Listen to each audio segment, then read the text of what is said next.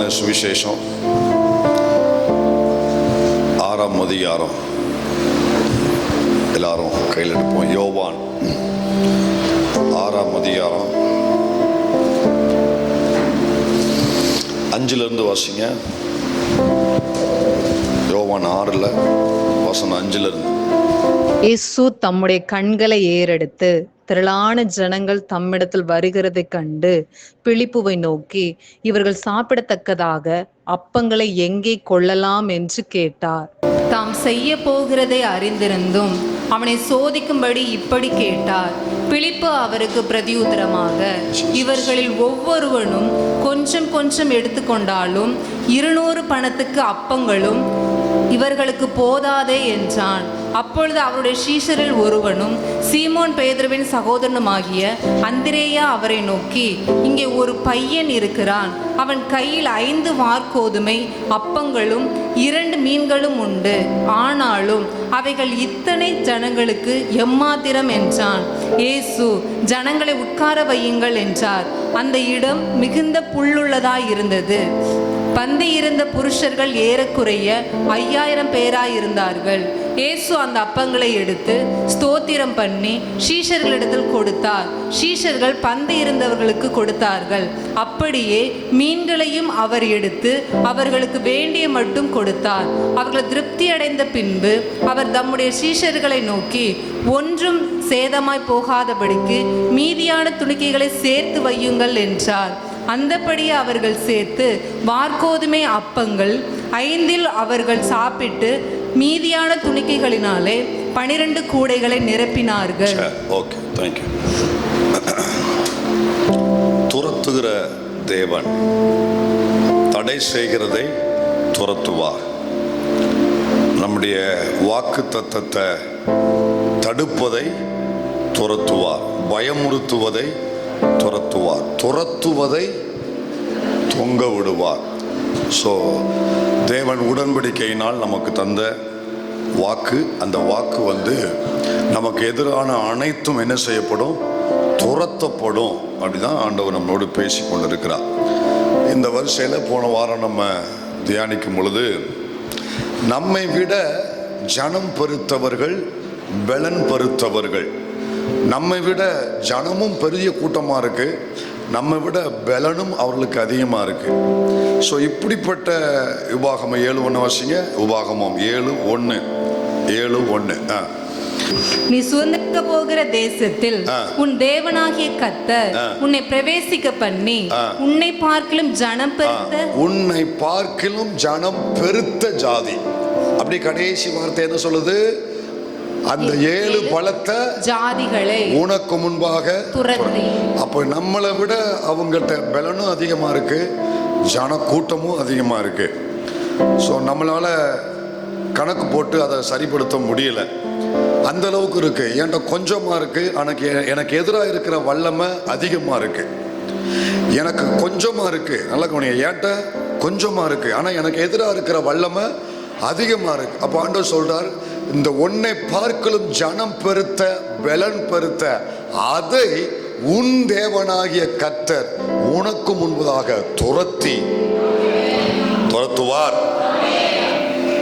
ஏன்னா நீ ஒரு சிறு பூச்சியா, ஒரு சிறு கூட்டமா அதன் நடுவுல மாட்டிக்கொண்டு படுகிற அல்லல் இருக்கு, போற அல்லல்.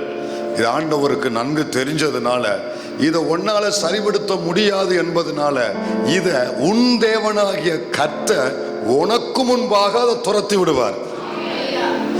நீ எவ்வளவு கஷ்டப்பட்டு துரத்த முடியாத அவன் போ அப்படின்னு அவர் சொல்லுவார். ஒரே ஓட்டமா உனக்கு முன்பாக அது ஓடி போகும். ஸோ இதைத்தான் நம்ம போன வாரம் தியானிக்க ஆரம்பிச்சு இதில் கிதியோனை நம்ம எடுத்தோம். கிதியோனுடைய படைகளை வச்சு ஆண்டவர் நமக்கு சொன்னார். அவனுக்கு எதிராக இருக்கிறது திரளான கூட்டமாக இருக்கு. கிதியோனுடைய நாட்களில் மீதியானியர்கள் அவனுக்கு எதிராக வந்தாங்க, திரள் கூட்டமாக இருந்துச்சு. ஆனால் இவன்கிட்ட இருந்தது எவ்வளோதான்? வெறும் 300 வச்சு. அப்போ இவனை விட, கிதியோனை விட அந்த கூட்டம் ஜனம் பெருத்தது, பலன் பெருத்தது. அப்போ இவன்கிட்ட கம்மியாக இருக்கு, இவன் கணக்கு போடுறான், அங்கே அதிகமாக இருக்கே. கவனிங்க, இது உங்களுக்கு ரொம்ப ரிலேட்டடான வார்த்தை. அங்கே அதிகமாக இருக்கே, அது ரொம்ப அதிகமாக இருக்கே. சொல்லுங்க, அது. ஆனால் இங்கே கம்மியாக இருக்கே, என் கையில் கம்மியாக இருக்கு, எனக்கு எதிரே இருக்கிறது அதிகமா இருக்கு. என் கண்ணுக்கு முன்னால இருக்கிறது அதிகமா இருக்கு, ஆனா என் கையில இருக்கிறது குறைவா இருக்கு. இது என்ன செய்ய? அப்ப இன்னும் கொஞ்சம் எனக்கு தாங்க, அப்பதான் நான் அதை சரி பண்ண முடியும். அப்ப ஆண்டவர் சொல்றாரு, இல்ல, உனக்கு போன வாரம் கிதியோன்ட்ட நம்ம படிச்ச ஒரே பாடம் இதுதான். எத்தனை பேருக்கு ஞாபகம் இருக்கு? ஞாபகம் இருக்கா? ஆண்டவர் என்ன சொன்னாரு? என்ன சொன்னாரு? மறந்துட்டீங்களா? கொஞ்சம் பேர் தான் அசைக்க, மற்றவங்க மறந்துட்டீங்களா? என்னங்க பிரசங்கத்தை ஒழுங்கா கேட்டா தானே? ஆண்டவர் என்ன சொன்னார் கிதியோனை பார்த்து? உனக்கு இருக்கிறது போதும். ஆனா நான் சொல்றேன், இருக்கிறது போதாது. இருக்கிறது போதாது. இதானே நம்ம எல்லாருடைய பிரச்சனை. இதானே எனக்கும் தான் பிரச்சனை, உங்களுக்கு தான். எனக்கு இப்ப இருக்கிறது போதாது. அதே மாதிரி உங்க பிரச்சனை என்னதான்? இருக்கிறது போதாது. எவ்வளவுதான் கணக்கு போட்டு பார்த்தாலும் இது டேலி ஆக மாட்டேங்குது பாஸ்டர், மைனஸ்ல போய்கிட்டு இருக்கு. நீங்க எவ்வளவு கணக்கு போட்டாலும் இருக்கிறது போதாது. அப்படித்தானே இருக்கு, எல்லாருக்கும் அதே பிரச்சனை தானே. அப்ப இன்னும் கொஞ்சம் தாங்க அப்படின்றோம். எங்க தந்து நிறைவாய் கொடுத்து அதை தாண்டவும் செய்வாரு. சில நேரங்கள்ல ஒரு விசேஷித்த சாட்சியின் வரிசையில உங்களை கொண்டு வரணும்னு தேவன் விரும்பிட்டார்னா அந்த இடத்துல தந்துலாம் அவர் அதை சரி பண்ண மாட்டாரு. இருக்கிறது போதும்னு சொல்லி அதை பிளஸ் பண்ணி தேவன் அதை பெருக பண்ணுவார். ஆண்டவருடைய ஹிஸ்டரியில 2 சாட்சியுமே இருக்கு, ரெண்டுமே இருக்கு. தந்தும் அதை ஃபேஸ் பண்ண உதவி, அதை தாண்ட உதவி செய்த சாட்சி இருக்கு, பைபிள்ல இருக்கு. யாக்கோபு ஒண்ணுமே இல்லாம இருந்தான், ஆனா அவனுக்கு இவ்விதமாய் இந்த புருஷன் மிருக ஜீவனங்களுடைய திரளான ஆஸ்தியுடைய மனுஷனாய் மாற்றினாரு. அப்ப அவனை பெருக பண்ணி அவனுடைய சூழ்நிலையை ஆண்டவர் தாண்ட வச்சாரு. ஆனா சாரிபாத் விதவை போன்றவர்கள் இன்னும் இந்த பகுதியில் நான் பிந்தி வாரேன். இந்த போன்ற சம்பவங்கள்ல ஆண்டவர் என்ன பண்றாருன்னா, கவனிங்க, தந்து அல்ல, இருக்கிறது. இப்போ உங்க காதுல ஒரு சத்தம் தோணிக்கட்டும். யார் யார் தினமும் நேற்று வரை கடந்த 6 நாட்களும் உட்கார்ந்து கணக்கு போட்டு பார்த்து எவ்வளவு கணக்கு போட்டாலும் சரி வர மாட்டேங்க, எவ்வளவு கணக்கு போட்டு எதை குறைச்சாலும், எதை எங்கிட்டு குறைச்சாலும் இதை வச்சு சரி பண்ண முடியாது, இதை டேலி ஆக மாட்டுக்க, இதை வச்சு தாண்டி வர முடியாது, கொஞ்சம் மீதி இருக்கிற ஆட்களை பத்த மாட்டுக்கு ஆண்டவரே இன்னும் கொஞ்சம் தாங்க. என்கிட்ட இருக்கிறது குறைவு, ஆனா எனக்கு இருக்கிற தேவை அதிகம். என்கிட்ட இருக்கிறது குறைவு, சவால் அதிகம். அப்ப எனக்கு தாங்கன்றேன். டேய், அது ஒரு வகை. ஆனா நான் இப்ப என்ன செய்ய போறேன்? தந்து அல்ல, இருக்கிறதையே நானு வச்சு அதை தாண்ட வைக்க போறேன். இதுதான் விசேஷ சாட்சியா மாறும். கவனிங்க, இந்த சாட்சி தேவ பிள்ளைகளுக்கு மட்டும்தான் உண்டாகும். இப்போ உலக மனுஷனை பாருங்க, உலக மனுஷனுக்கு வருகிற பிரச்சனைகள்லாம் அவன் எப்படி தாண்டி வரான்? கொஞ்சம் பெருக்கி அங்க கொஞ்சம் வாங்கி இங்க கொஞ்சம் வாங்கி அதை வித்து, அந்த இடத்த வித்து, அந்த நகையை உள்ள வச்சு அவன் கையில இருக்கிறத கொஞ்சம் பெருக்கி அவன் சூழ்நிலையை அவன் தாண்டி வரான். இது உலக மனுஷன்ட்டு நிறைய இருக்கு. இந்த வருஷத்துல நீ வர கர்த்தர் விரும்பல.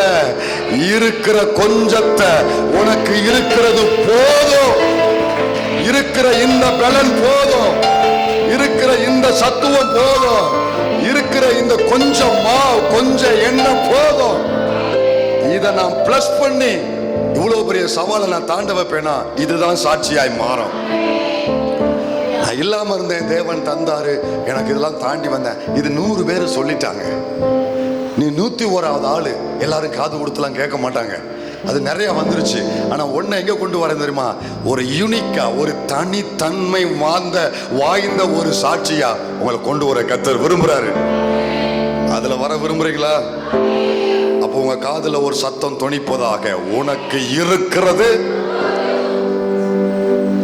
இவ்வளவு நாளா போதாதுன்னு சொன்னது கொஞ்சம் மாத்திக்கோ, போதும். ஆண்டவருடைய பார்வை உனக்கு உண்டாகட்டும். கவனிங்க, இங்க இயேசு கலிலேயா அந்த கடற்கரை ஓரத்துல, கலிலேயா கடற்கரையில ஒரு பெரிய பிரசங்கம். இது நமக்கு பரிச்சயமான பகுதி. இந்த கலிலேயா கடற்கரையில திரளான கூட்டம் கூடி இருக்கிறாங்க, புருஷர்கள் மட்டுமே. அது என்னன்னு தெரியல, பைபிள் ஆரம்பத்திலிருந்து புருஷர்களை மட்டுமே கணக்கில் வச்சுக்கிட்டு. ஏன்னா இங்கே வந்து கூட்டம் எக்குத்தப்பா இருக்கும், இங்கே வந்து கூட்டம் எக்குத்தப்பா இருக்கும். அதனால தான் புருஷர்களை மட்டும். அதுக்கு இன்னொரு காரணம் உண்டு, வேண்டாம், அது இன்னொரு முறை பார்ப்போம். அப்போ இங்கே வந்து திரள் கூட்டம் முன்னால் இருக்கிறாங்க. இயேசு பிரசங்கம் பண்ணுறாரு. பிரசங்கம் பண்ண உடனே அது வாட்டில் போய்கிட்டு இருக்கு. பிரசங்கம் வந்து நீண்ட பிரசங்கமாக போய்கிட்டு இருக்கு. நம்ம ஆட்கள் மாதிரிலாம் அவங்க கிடையாது, பேச பேச கேட்டுக்கிட்டே இருப்பாங்க. யாராவது ஒரு ஆளாவது இல்லைப்பா சார் நாங்களும் தான் சொல்றதுக்கு ஆளில் பார்த்துக்கலாம். அவங்க கேட்டுக்கிட்டே இருப்பாங்க, அவங்க ரெடியாக வந்துடுவாங்க.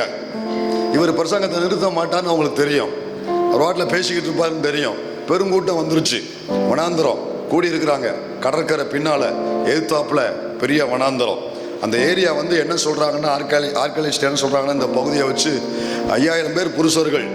ஆனால் புருஷர்கள் மட்டும் 5000 பேர்னா அப்போ மொத்தம் நீங்கள் கணக்கு போட்டு பார்த்துக்கோங்க, குறைஞ்சது ஒரு 20,000 to 25,000 இருக்கும் மேபி. புருஷர்கள் மட்டும் 5000னா அப்போ என்ன சொல்கிறாங்கன்னா, குறைஞ்சது ஒரு 10,000 வச்சுக்கோங்களேன், குறைஞ்ச 10,000 வச்சுக்கோங்களேன். ஒரு ஆர்கனைசேஷன்லேருந்து இந்த இடத்துல ஒரு பெரிய கூட்டம் போட்டு செக் பண்ணி பார்த்துருக்குறாங்க. செக் பண்ணி பார்த்ததில் இந்த இடத்துல இவ்வளவு பேருக்கு எப்படி பிரசங்கம் பண்ணார், இவ்வளவு பேருக்கு பிரசங்கம் பண்ணது எப்படி எல்லாருக்கும் கேட்டுச்சு, அது ஒரு பெரிய சந்தேகம் எல்லாருக்கும் இருக்கா இல்லையா? நம்ம இத்தனை மைக்கு இத்தனை ஸ்பீக்கரை வச்சு கேட்கா எல்லாருக்கும் இப்படியே இருக்குது, புரியுதா? பாஸ்ட் பக்கத்தில் மைக்கை வைக்க மாட்டேன், எதுக்கு வைக்கணும்? கவனிங்க, கேட்கா. இப்போ நான் கேட்கான்னு கேட்கேன், நீங்க ஒழுங்கா கேட்கீங்களா? கேட்கத்தான் செய்யுது, அதெல்லாம் அளவுக்கு மிஞ்சி தான் கேட்குது. நீங்க ஒழுங்கா கேட்கணும், ஊர்மையா கேட்கணும். இப்படி பேசணும் என்னத்துக்காகும்? எனக்கும் கிழிஞ்சு உங்களுக்கும் கிழிஞ்சு. என்ன பேசினாரு? நல்லா பேசினார்,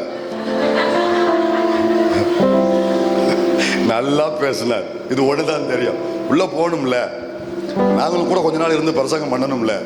அதில் நீங்க தெளிவா கூட வரணும், அப்படியே உன்னிப்பா கேட்கணும். சரி கவனிங்க. அப்போ ஆண்டவர் இந்த இடத்துல பிரசங்கம் பண்ணிட்டு இருக்காரு. அந்த அந்த அந்த நிறுவனத்திலிருந்து செக் பண்ணி பார்த்தாங்க, எப்படி இயேசு இங்கே பிரசங்கம் பண்ணியிருப்பாரு அப்படின்னு. கிட்டத்தட்ட மினிமம் ஒரு 10,000 பேரை வச்சு செக் பண்ணி பார்த்தா தெளிவாக கேட்காங்க. No mic, no power, no PA system, எதுவுமே இல்லை. ஆனால் தெளிவாக கேட்கான். எப்படின்னா, அந்த இடத்துல போனவங்க இருக்கீங்களா? இங்கே ஐயா போயிருப்பா. அந்த கலிலியா கடற்கரைக்கு வந்து பின்னால் கடற்கரை, முன்னால் வந்து ஒரு மவுண்டைன் இருக்குமா, ஒரு மலை. அது வந்து இப்படி இருக்கும், பானா சைஸில் ஆர்ச் மாதிரி இப்படி இருக்குமா அந்த மலை. சில ஹில்ஸில் வந்து இந்த எக்கோ பாயிண்ட்னு சொல்லுவாங்க தெரியுமா? நீங்கள் இங்கேருந்து ஓன் கத்துனா அங்கேருந்து திருப்பி இன்னொருத்தன் உள்ளே இருந்து கத்துற மாதிரி இருக்கும் பாருங்க. அந்த மாதிரி அந்த இடம் வந்து இப்படி இருக்கும், பானா சைஸில் யூ ஷேப்பில் இருக்கும். யூ ஷேப்பில் வந்து அந்த மலை இருக்கும். அதனால இயேசு இங்கிருந்து படகுல இருந்து அவர் பேசுறாருன்னு வைங்களேன், அங்க மோதி அப்படியே தெளிவா அங்க இருக்கிற 10,000 பேருக்கும் தெளிவா கேட்குமா? தெளிவா இல்லைன்னா இவ்வளவு பேர் அங்க உட்காந்துருப்பீங்களா? தெளிவா கேட்குமாங்க. ஆண்டவர் அந்த கிருபையை நமக்கு தருவாராக. பிரசங்கம் பண்ணிக்கிட்டு இருக்காரு. திடீர்னு ஆண்டவருக்கு ஒரு விருப்பம். என்ன சொல்றாருன்னா, 5ஆம் வசனம், இயேசு தம்முடைய கண்களை ஏறெடுத்து திரளான ஜனங்கள் தம்மிடத்தில் வருகிறதை கண்டு பிலிப்புவை நோக்கி, இவர்கள் சாப்பிடத்தக்கதாக அப்பங்களை எங்கே கொள்ளலாம் என்று கேட்டார். ஆண்டவர் கேட்கிறார், எங்க பாவம் பசியில இருக்கிறாங்க, இப்போ அவங்க ஆத்துமா பசி தீர்ந்துட்டு இப்போ சரீர பசியை தீர்க்கணும், அதுக்கு என்ன செய்யலாம் அப்படின்ன உடனே பிலிப்பு கூப்பிட்டு கேட்கிறார். எதுக்கு பிலிப்பு எது கேட்கிறாருன்னா, எப்ப எனக்கு ஒண்ணுமே என்ன செய்யணும் அடவிடல, ஏதாவது ஐடியா கொடு. அப்படியா? இல்ல, தேவன் எப்பொழுதுமே ஒரு திட்டத்தை மனசுல வச்சுட்டு தான் அவர் செயல்படுவார். அதற்கு வசனம் சொல்லுது, தாம் செய்ய போகிறதை அறிந்திருந்தோம். அவருக்கு தெரியும் இந்த சூழ்நிலையை எப்படி சமாளிக்கணும், எப்படி இதை சரிப்படுத்தணும், இதை எப்படி இதை வந்து ஜனங்கள் தேவையில்லை சந்திக்கணும், எல்லாமே பிளான் பண்ணியிருக்காரு. ஏதோ இந்த ஞானிட்ட கேட்டு இவர் செய்ய போறது இல்லை, புரியுதா? நம்ம யாருங்கிறதுக்காக கேட்பாரு. கத்த கேள்வி கேட்கிறாருன்னா அவருக்கு பதில் தெரியாம கேட்கல. ஹலோ, புரியுதா உங்களுக்கு? ஆண்டவர் என்கிட்ட கேள்வி கேட்கிறாருன்னா பதில் தெரியாம கேட்கல. நீ யாருன்னு உனக்கு காட்ட, ஆதாமே நீ அவருக்கு தெரியாம கேட்டாரு. எங்க பாருக்க, உனக்கு கண்டே பிடிக்கல முடியலப்பா. இல்ல, நீ யாருன்னு உனக்கு காமிக்கணும், நமக்கு காண்பிக்கதான் ஆண்டவர் கேள்வி கேட்கிறாரு. இப்ப பிலிப்புட்ட கேட்கிறாரு.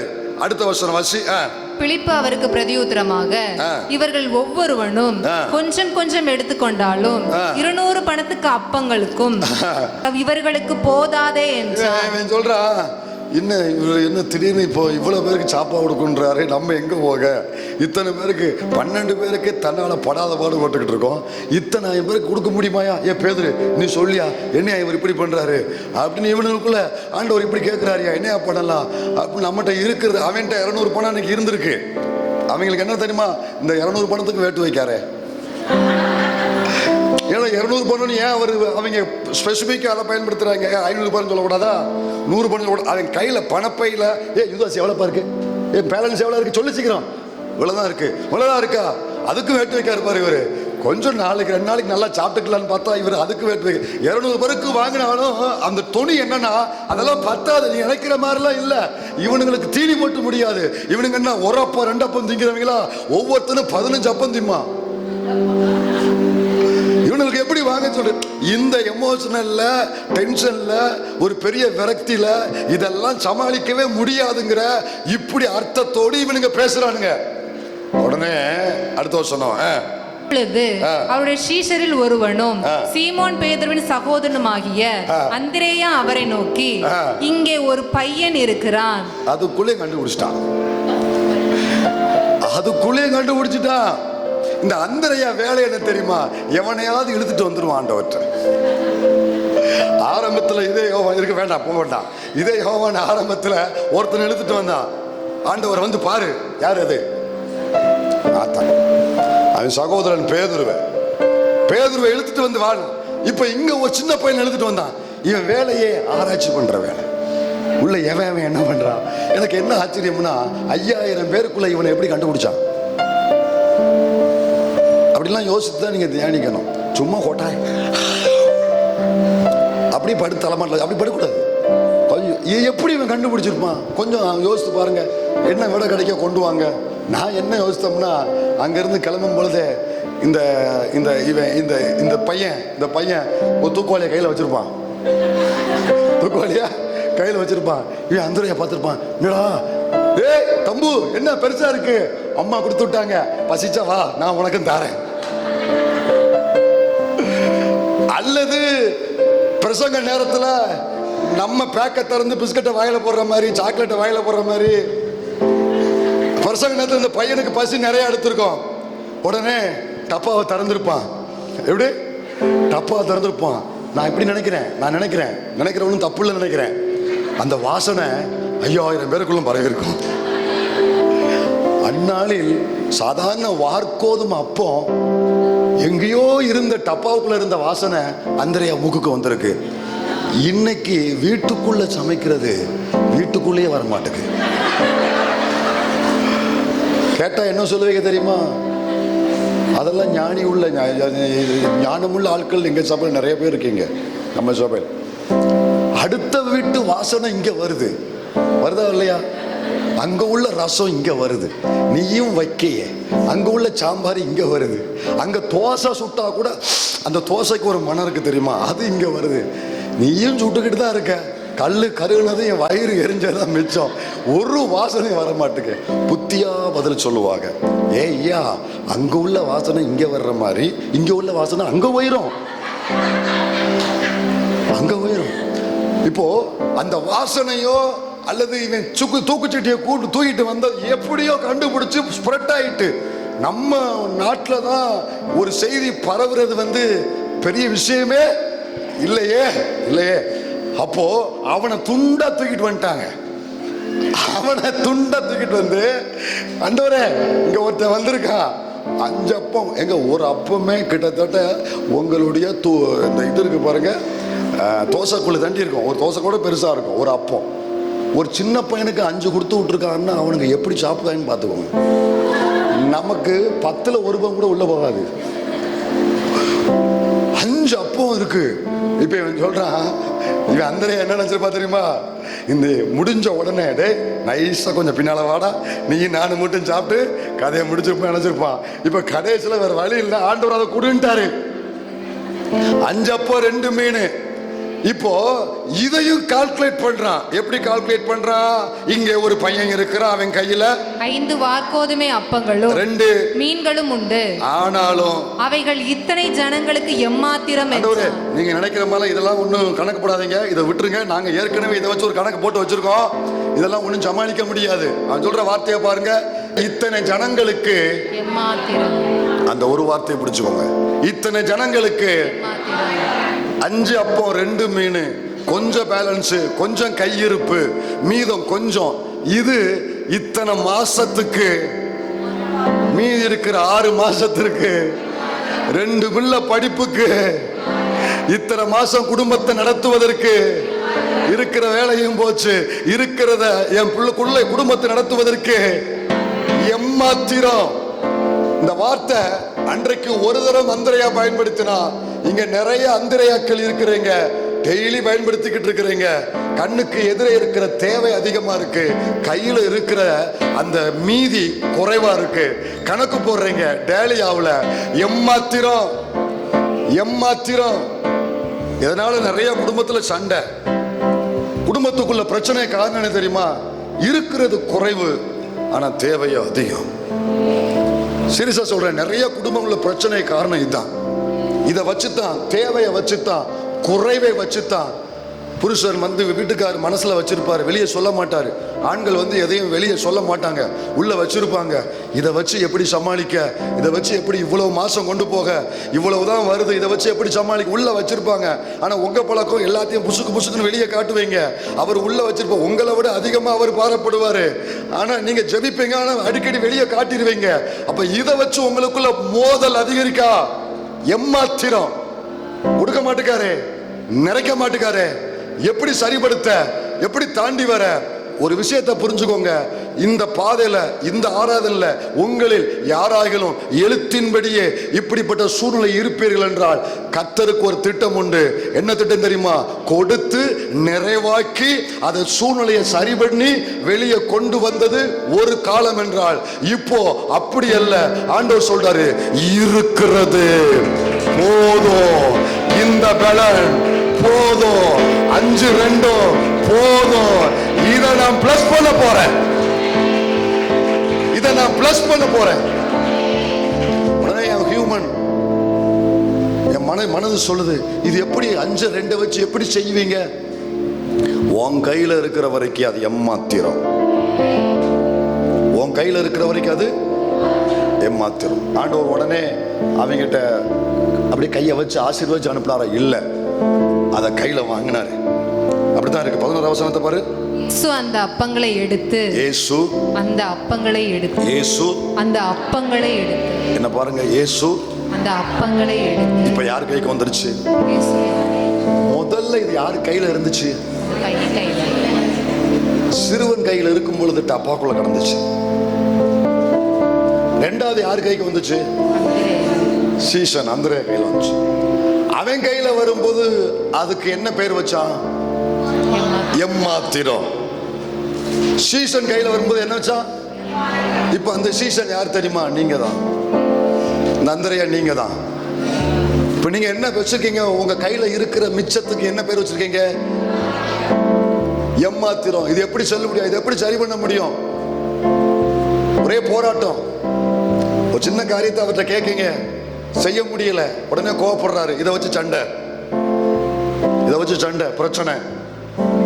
எம்மாத்திரம் எம்மாத்திரம். சிறுவன் கையில உள்ள கடந்துச்சு, சீசன் கையில அற்பமாய் பார்க்கப்பட்டுச்சு. ஆண்டவர் பார்த்தாரு, டேய், நான் இப்போ ஒரு விசேஷத்த காரியத்தை செய்ய போறேன், இது உன் கையில் இருக்கிற வரைக்கும் நல்லா செய்யவே முடியாது, அதை என் கையில கொடுத்துரு. ஆண்டவர் அதை எடுக்கிறாரு, கர்த்தர் எடுக்கிறாரு. எதை எடுக்கிறாரு தெரியுமா? நீ எதை பார்த்து எம்மாத்திரம் சொன்னையோ அதை கர்த்தர் இப்ப கையில் எடுக்கிறாரு. எதை பார்த்து குறைவா இருக்குன்னு சொன்னியோ, எதை பார்த்து சமாளிக்க முடியாதுன்னு சொன்னியோ, எண்ணிக்கை அதிகம், கையில் இருப்பது குறைவு, சமாளிக்க முடியாது, பொருந்தாத எண்ணிக்கை. என்ன எண்ணிக்கை? பொருந்தாத எண்ணிக்கை, சமாளிக்க முடியாத அளவுக்கு நிலைமை மோசம். அந்த எம்மாத்திரத்தை என் கர்த்தர் இந்த மாலை நேரத்தில் கையில எடுப்பாராக. எந்தெந்த வீடுகளில் இப்படிப்பட்ட சத்தம் தொனித்ததோ, எந்தெந்த வீடுகளில் எந்த சகோதரி வாயில, எந்த சகோதரன் வாயில அந்த கொஞ்சத்தை பார்த்து எம்மாத்திரம், இதை வச்சு என்ன செய்ய முடியும்? அப்ப நீங்க கதறினீங்களோ, கர்த்தர் அந்த எம்மாத்திரத்தை கையில எடுப்பாராக. இருக்கிறது போதும், இந்த பலன் போதும், 5-2 போதும். ஒன்றுமில்லாதவைகள் இருந்து இவ்வளவு பெரிய வானத்தை கொண்டு வந்தவர், அந்த சராசரங்களை கொண்டு வந்தவருக்கு இந்த 5 அப்போ 2 மீனோ இது போதும். உங்களுக்கு அது எம்மாத்திரம், என் கர்த்தருக்கு அது போதுமானது. ஒரு 3 வார்த்தையை சுட்டி காட்டிட்டு அடுத்த சாப்டர் நான் போறேன், அடுத்த சம்பவத்துக்கு போறேன். கவனிங்க, 12 பாருங்க. 11 வாசித்து முடிச்சு, இயேசு அந்த அப்பங்களை எடுத்து ஸ்தோத்திரம் பண்ணி சீஷர்களிடத்தில் கொடுத்தார். சீஷர்கள் பந்தி இருந்தவர்களுக்கு கொடுத்தார்கள். அப்படியே மீன்களையும் அவர் எடுத்து அவர்களுக்கு வேண்டிய மட்டும் கொடுத்தார். அவர்கள் திருப்தி அடைந்த பின்பு, நிறுத்திக்கோ, அவர்கள் திருப்தி அடைந்த பின்பு. உம்பாட்டில் கோதவளைக்கு தின்னு தொலைச்சிடாத, அது வீட்டில் போய் பார்த்துக்கோ. கொஞ்சம் முன்பசிக்கு லேசா கொஞ்சம் போல சாப்பிட்டுட்டு விட்டுரு அப்படின்னு சொன்னாரா? இல்ல. முன்பசிக்கு கொடுத்து விட்டாரா? வீட்டுல போய் சாப்பிட்டுக்கப்பா, இங்கெல்லாம் இவ்வளவுதான் இருக்கு. இல்ல, அவர்கள் அந்த அப்பத்துக்கு முதல்ல அவங்க கொடுத்த பேரு, கர்த்தர் கையில வந்ததுக்கு அப்புறம் அந்த அப்பம் எப்படி மாறுதுன்னா, திருப்தி அடைய வைக்கிறாரு. எம்மாத்திரத்தை வச்சு திருப்தி அடைய வைக்கிறாரு. இன்னொரு வார்த்தையை காமிக்கிறேன். 13 வசனம் வாசி. அந்தபடியே அவர்கள் சேர்த்து வார்கோதுமை அப்பங்கள் 5 அவர்கள் சாப்பிட்டு மீதியான துணிக்கைகளினாலே 12 கூடைகளை நிரப்பினார்கள். இருங்க. சாப்பிட்டு அடுத்த வார்த்தை என்ன சொல்லுது? மீதியான. எங்க இந்த 3 வார்த்தையா ஹைலைட்டை வச்சு நீங்க கொடுத்துக்குவோம். எம்மாத்திரம், அடுத்து இருங்க திருப்தி அடைந்த, 12 திருப்தி அடைந்த, 13 மீதியான.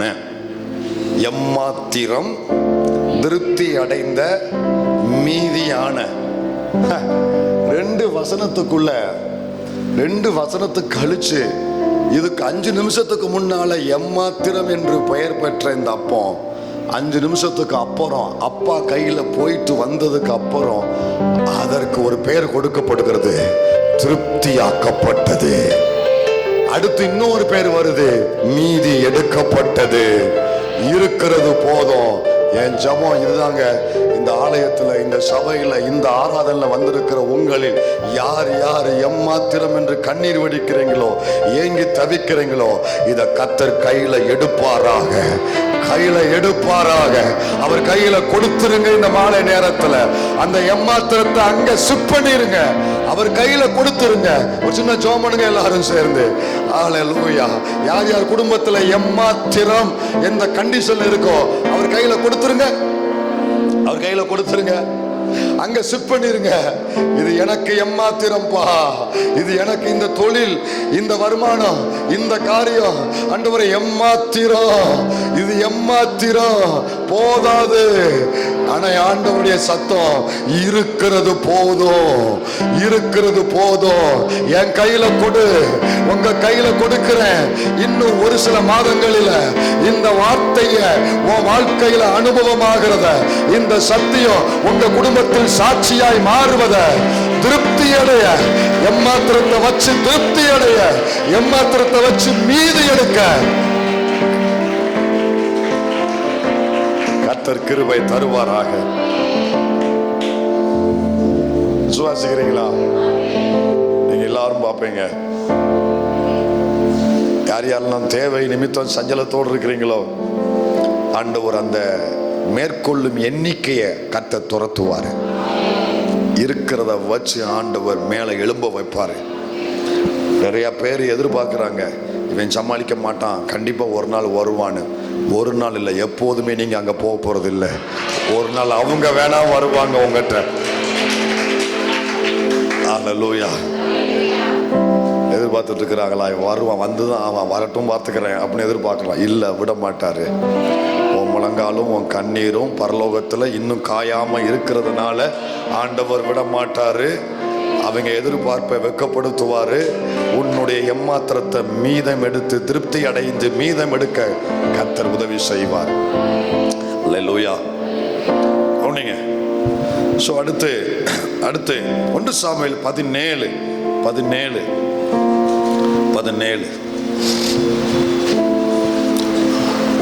51 வாசி. 51 வாசி. ஆகையால் தாவீது பெலிஸ்தன் அண்டையிலே ஓடி அவன் மேல் நின்று அவன் பட்டயத்தை எடுத்து அதை அதன் உரையிலிருந்து உருவி அவனை கொன்று அதனாலே அவன் தலையை வெட்டி போட்டான். அப்பொழுது தங்கள் வீரன் செத்து போனான் என்று பெலிஸ்தர் கண்டு ஓடி போனார்கள். உடன்படிக்கை பண்ணப்பட்ட ஜனத்துக்கு விரோதமாக தடை செய்கிறதை துரத்துவார், வாக்குத்தத்தத்தை தடுப்பதை துரத்துவார், பயமுறுத்துவதை துரத்துவார், உன்னை துரத்துவதையும் துரத்துவார், ஜனம் பெருத்ததையும் துரத்துவார். அந்த வரிசையில இன்னும் ஒண்ணு ஆண்டவர் துரத்துவார். எதை துரத்துவார்னா, கடைசி இந்த வசனத்துடைய கடைசி பகுதியை வாசி. 51 கடைசி வாசி. அப்பொழுது தங்கள் வீரன் செத்து போனான் என்று பெலிஸ்தியர் கண்டு ஓடி போனார்கள். ஒரு 3 முறை ஓடி போனார்கள். என் எல்லையை விட்டு ஓடி போனார்கள், எங்க குடும்பத்தை விட்டு ஓடி போனார்கள், எங்களை விட்டு முற்றிலும் ஓடி போனார்கள். இங்க ஓடுனது யாருன்னா, சில வசனங்களை வாசித்து இது எந்த வல்லமன் காட்டுறேன். இப்போ ஓட போகிற இந்த ராத்திரியில ஓட போகிறது எதுன்னு நான் உங்களுக்கு காமிச்சு கொடுக்குறேன். அந்த 17 கையில வச்சுக்கோங்க. அதுல 10ஆம் வசனத்தை வாசி. பின்னும் அந்த பெலிஸ்தன், நான் இன்றைய தினம் இஸ்ரவேலுடைய சேனைகளை நிந்தித்தேன். நிப்பாட்டிக்கோ 25 வாசி. அந்நேரத்தில் இஸ்ரவேலர் வந்து நிற்கிற அந்த மனுஷனை கண்டீர்களா? இஸ்ரவேலை நிந்திக்க வந்து நிற்கிறான் அப்படின்னு நிப்பாட்டிக்கோ. 26 வாசி. அப்பொழுது தாவீது தன்னண்டையில நிற்கிறவர்களை பார்த்து, இந்த பெலிஸ்தனை கொன்று இஸ்ரவேலுக்கு நேரிட்ட நிந்தையை நீக்குகிறவனுக்கு என்ன செய்யப்படும்? நிறுத்திக்கோ. 36 வாசி. அந்த சிங்கத்தையும் அந்த கரடியையும் கீழே வந்துரு, அவன் ஜீவனுள்ள தேவனுடைய சேனைகளை நிந்தித்தானே என்றான். இப்ப வாசித்தது மொத்தம் 5 வசனம். இந்த 5 வசனத்துல தொடர்ந்து ஒரு வார்த்தை வருது, நிந்திக்கிற ஆவி. இஸ்ரவேல் ஜனங்களை, ரட்சிக்கப்பட்ட கூட்டத்தை, அபிஷேகம் பெற்ற கூட்டத்தை, கிருபை பெற்ற கூட்டத்தை, தேவன் அழைத்த கூட்டத்தை, ஜனங்களை நிந்திக்கிற ஒரு ஆவி, நிந்திக்கிற கூட்டம். காதால கேட்க முடியாது இந்த வார்த்தையெல்லாம். சில ஆட்கள் பேசுறத பார்த்தீங்களா, காதால கேட்கவே முடியாது. அவ்வளவு சரளமா பேசுவாங்க, துணிகரமா பேசுவாங்க. தேவ ஜனத்தால காது கொடுத்து கேட்கவே முடியாது. அந்த இடத்தை விட்டு வெளியே வந்தா போதுங்கிற மாதிரி இருக்கும். நிந்திக்கிற கூட்டம். காதுல பேசுற, வாயில பேசுற வார்த்தை காதுல போய் நம்ம இருதயத்தை கிழிக்கும், நம்ம இருதயத்தை அப்படியே பிளக்கும். நிந்தனை. அவன் கத்தி எடுத்து குத்துனா கூட நம்ம தாங்கிடலாம். ஆனா அந்த வார்த்தையால நிந்திக்கிறான் பாருங்க, இதை என்ன செய்ய முடியாது, தாங்க முடியாது. எல்லாருக்கும் இருப்பான், எல்லாருக்கும் ஏதோ ஒரு இடத்துல இருப்பான். நீங்க குடியிருக்கிற இடத்துல இருப்பான், அல்லது உள்ள இருப்பான், எதுக்க இருப்பான், அல்லது போய் வருகிற வேலை ஸ்தலத்துல இருப்பான். எப்படியோ உங்களை நிந்திக்கிற ஒரு கூட்டம் உங்களை சுத்தி இருக்கு. இந்த நிந்திக்கிற கூட்டம் ஓயாம நிந்திக்கு. இவன் 40 நாள் காலை மாலை, அப்ப என்னாச்சு, 40 × 2 80 நேரம் ஓயல பார்த்துக்கோங்க. அவன் சாப்பிட்டானா தூங்கினானா தெரியல, ஆனா நிந்திக்கிறதுல மட்டும் சரியா இருக்கான், நிந்திச்சுக்கிட்டே இருக்கான். சில வல்லமை சில பிள்ளைகளை இன்னும் நிந்தித்து நிந்தித்து உங்களை இருதயத்தை பிளக்குது, உங்க இருதயத்தை காயப்படுத்துது. கர்த்தர் சொல்றாரு, இந்த ஜனம் ரட்சிக்கப்பட்ட ஜனம், இந்த ஜனம் அபிஷேகம் பெற்ற ஜனம், இந்த ஜனம் தேவ திட்டத்தின்படி தெரிந்து கொள்ளப்பட்ட ஜனம். என் ஜனத்தை நிந்திக்க இவன் யாரு? அந்த வல்லமையை இந்த ராத்திரியில கர்த்தர் துரத்துவாராக. நிந்திக்கிற வல்லமைய, உங்களை குடும்பத்தை, பிள்ளைகளை, உன் ஊழியத்தை நிந்திக்கிற வல்லமைய தேவன் இந்த மாலை நேரத்துல துரத்துவாராக. அப்படியே நிந்திச்சுக்கிட்டே இருக்கிறானா, எல்லா பையனும் கடைசியில கேட்டு கேட்டு சொரணக்கிட்டு போயிட்டான். சவுளு கூட்டமும் ஒருத்தனுக்குமே என்ன வரல, சூடு சொரணை எதுவுமே வரல. ஜெபிக்கிறவங்களுக்கு ஒரு வைராக்கியம் வர வேண்டாம்மா, கேட்டுட்டு அப்படியே அமைதியா இருக்கிறான். ஆனா படக்கூடாத ஒருத்தன் காதுல இந்த சத்தம் பட்டுருச்சு. தெளிவு ஆவியானவர் எப்படி எழுதியிருக்கிறார் பாருங்க. 23 கடைசியை பாருங்க. 23ல முன் சொன்ன அந்த பெலிஸ்திய வீரன் பெலிஸ்தரின் சேனைகளில் இருந்து எழும்பி வந்து நின்று முன் சொன்ன வார்த்தைகளையே சொன்னான். முன் சொன்ன வார்த்தைகளையே சொன்னான். கவனிங்க, இதுவரைக்கும் சொல்லிக்கிட்டு இருந்தான், எல்லாவனும் கேட்டு அமைதியா இருந்தான். ஆனா ஆவியானவர் எப்படி எழுதியிருக்கிறாரு பாருங்க. அதை தாவீது கேட்டான்.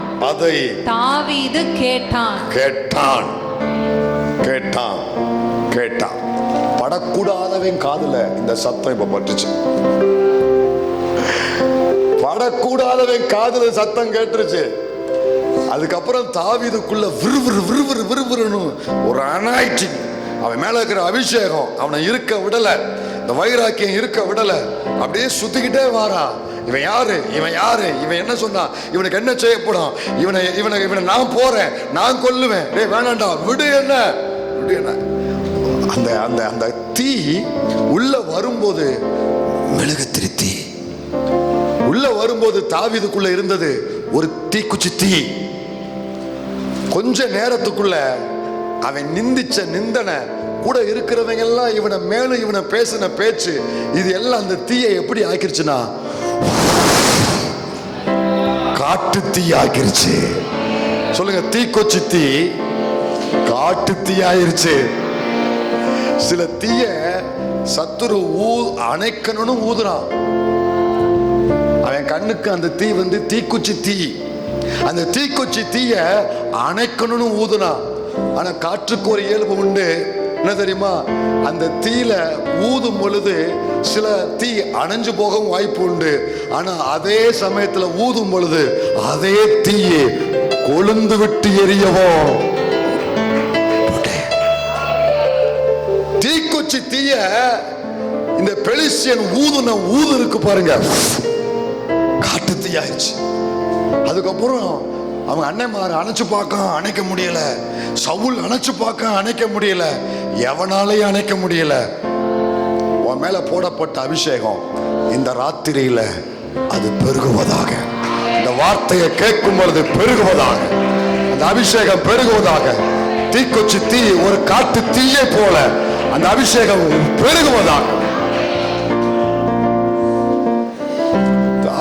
கோலியாத்து விழுந்தது கூழாங்கல்லுங்கிறது அது வந்து விசுவாசத்துல ஏத்துக்கலாம். ஆனா லாஜிக்கா பார்த்தா அதை ஏத்துக்கிட முடியாது. அவன் விழுந்தது இவன் கூழாங்கல்லுல கிடையாது. அதுக்கு முன்னால கூழாங்கல் அவனுக்கு போகிறதுக்கு முன்னால இன்னொன்னு அவனுக்கு போச்சு. என்ன தெரியுமா? அபிஷேகம் பண்ணப்பட்ட வாயில இருந்து ஒரு வார்த்தை போச்சு தெரியுமா? கல்லு போறதுக்கு முன்னால இவன் சொல்லு போயிருச்சு. யுத்தம் கர்த்தருடையது, ரட்சிப்பு கர்த்தருடையது. நீ நிந்தித்த இஸ்ரவேலின் தேவனாகிய கர்த்தருடைய நாமத்தில் நான் வருகிறேன். சொல்லுங்க, கல்லு போறதுக்கு முன்னால சொல்லு போயிருச்சு. அப்பயே அவன் பலன் இழந்துட்டான். அப்பயே அவனுடைய சார்ஜ் எல்லாம் மொத்தமும் ட்ரை ஆயிருச்சு. அதுக்கப்புறம் சும்மா மக்கள் பார்க்கறதுக்காக ஒரு கல், அவ்வளவுதான். இந்த 80 நேரம் 40 நாள் நிந்தித்த ஆவி இந்த அபிஷேகம் பெற்ற தாவீது உள்ள வந்து செயல்பட்ட பொழுது 51 கடைசியில மட்டும் மறுபடியும் வாசிங்க. எல்லாரும் சேர்ந்து வாசிங்க. 51 இருந்து ஆரம்பத்துல இருந்து வாசிங்க.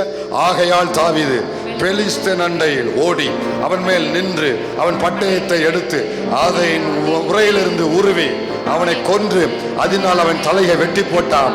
அப்பொழுது தங்கள் வீரன் செத்து போனான் என்று பெலிஸ்தியர் கண்டு ஓடி போனார்கள். நிந்திக்கும் ஆவி துரத்தப்பட்டது. சபையை நிந்திக்கிற ஆவி துரத்தப்படுகிறது. ஜனத்தை நிந்திக்கிற ஆவி துரத்தப்படுகிறது. நேத்து நைட்டு வரைக்கும் காதுல கேட்டு வந்திருக்கீங்களா இந்த நிந்தனைய? நேற்று இரவு வரைக்கும் காதுல கேட்டு வந்திருக்கீங்களா நிந்தனைய? நிந்தனை யாரும் கேட்டு வந்திருக்கீங்களா? உங்க வாழ்க்கையை சூழ்ந்திருக்கா? ஒரு நிமிஷம் கண்ணை மூடுங்க, எல்லாரும் கண்ணை மூடுங்க, எல்லாரும் வாத்திறந்து ஜெபிக்க ஆரம்பிங்க. பல மாதங்களாய் வருஷங்களா என் குடும்பத்தை நிந்திக்கிற ஒரு ஆவி இருக்குப்பா. என் குடும்பத்தை நிந்திச்சுக்கிட்டே இருக்கிறாங்க. முன்னாலெல்லாம் தூரமா நிந்திச்சாங்க, முன்னாலெல்லாம் என் காது கேட்காத அளவுல நிந்திச்சாங்க. ஆனா இப்போ என் காது கேட்கக்கூடிய அளவுக்கு நிந்திக்க ஆரம்பிச்சுட்டாங்க. கொஞ்சம் வாத்திறந்து ஜெபம் பண்ணுங்க, எல்லாரும் ஊக்கமா ஜெபம் பண்ணுங்க. நிந்திக்கிற ஆவி துரத்தப்படுவதாக. இந்த ஜனத்தை நிந்திக்கிற ஆவி உங்களோடு சேர்ந்து நானும் ஜெபிக்கிறேன். இயேசுவின் நாமத்துல இந்த சபையை நிந்திக்கிற ஆவி, இந்த ஊழியத்தை நிந்திக்கிற ஆவி, இந்த ஜனத்தை நிந்திக்கிற ஆவி, இந்த பெலிஸ்தி ஆவி துரத்தப்படுவதாக. இயேசுவின் நாமத்துல துரத்தப்படுவதாக. இயேசுவின் நாமத்துல இந்த நேரத்தில் அது துரத்தப்படுவதாக. ரைட் நவ் இந்த பிள்ளைகளை விட்டு வெளியேறட்டும்பா, எல்லைகளை விட்டு வெளியேறட்டும்பா. அவர்கள் இச்சகம் பேசி அடங்குவார்கள். உன் சத்துருக்கள் இச்சகம் பேசி அடங்குவார்கள். இயேசுவின் அதிகாரம் உள்ள நாமத்தில் ஜெபிங்க, துரத்தி ஜெபிங்க. இயேசுவின் நாமத்துல நிந்திக்கிற ஆவியே என் பிள்ளைகளை விட்டு, என் குடும்பத்தை விட்டு, எங்க சபையை விட்டு, எங்களுடைய தரிசன எல்லையை விட்டு வெளியேறு ராத்திரியில.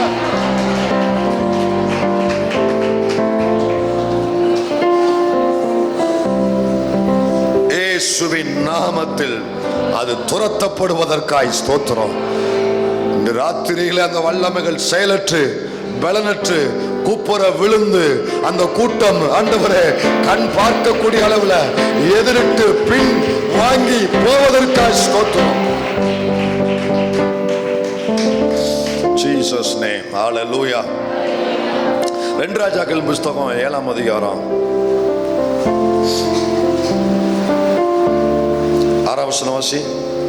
ஆண்டவர் சீரியரின் ராணுவத்திற்கு ரதங்களின் இரைச்சலையும் குதிரைகளின் இரைச்சலையும் மகா ராணுவத்தின் இரைச்சலையும் கேட்க பண்ணினதினால் அவர்கள் ஒருவரை ஒருவர் நோக்கி, இதோ நம்மிடத்தில் போருக்கு வர இஸ்ரவேலின் ராஜா ஏத்தியரின் ராஜாக்களையும் எகிப்தரின் ராஜாக்களையும் நமக்கு விரோதமாக கூலி பொருத்தினான் என்று சொல்லி இருட்டோட எழுந்திருந்து